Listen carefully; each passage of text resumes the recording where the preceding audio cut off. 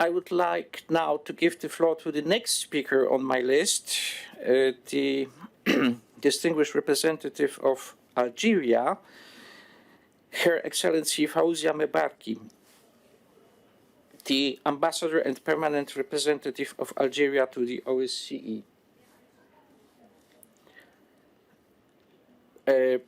Please, the floor is yours.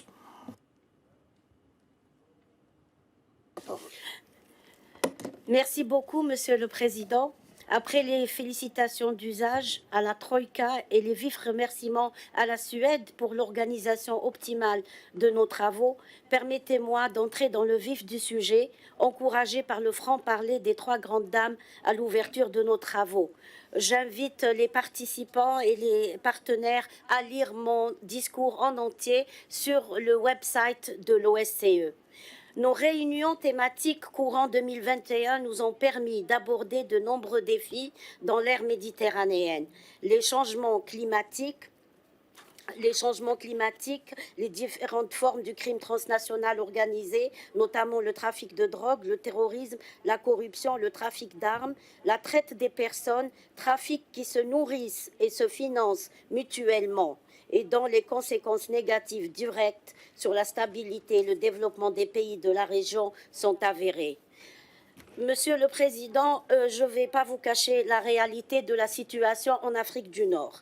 Nous sommes très préoccupés. Nous sommes menacés par des actes d'agression et d'hostilité. J'ai entendu ce matin dire par certains représentants qui sont prêts à la coopération et au bon voisinage.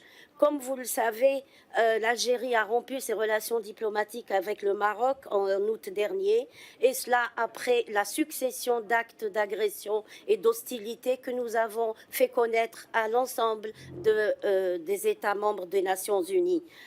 Monsieur le Président, permettez-moi de rappeler ici que l'Algérie a toujours été un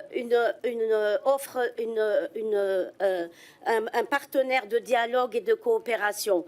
Je vais simplement me limiter à rappeler que l'Algérie a combattu l'apartheid et nous étions seuls au début à le combattre. Il y avait très peu de pays au comité spécial de lutte contre l'apartheid et nous avons tenu bon pendant de longues années jusqu'à ce que l'apartheid finisse. Et nous tiendrons bon jusqu'à ce que la colonisation finisse, aussi bien en Palestine qu'au Sahara occidental.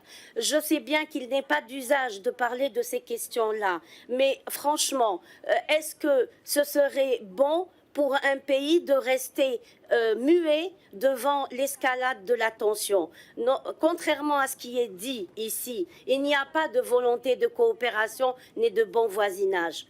Pour être clair, Monsieur le Président, lorsque nous souhaitons établir des actes de coopération positive, il n'est pas normal qu'on agresse des routiers. Le jour même de la fête nationale, 3 routiers algériens ont été assassinés sur leur route entre l'Algérie et la Mauritanie. Le jour même de la fête nationale. Vous savez, il y a aussi les actes d'encouragement et de soutien financier aux terroristes, des organisations terroristes déclarées par l'Algérie, connues et sues par tout le monde. Je vais m'arrêter là parce que le temps est terminé, mais je vous invite vivement à lire mon discours.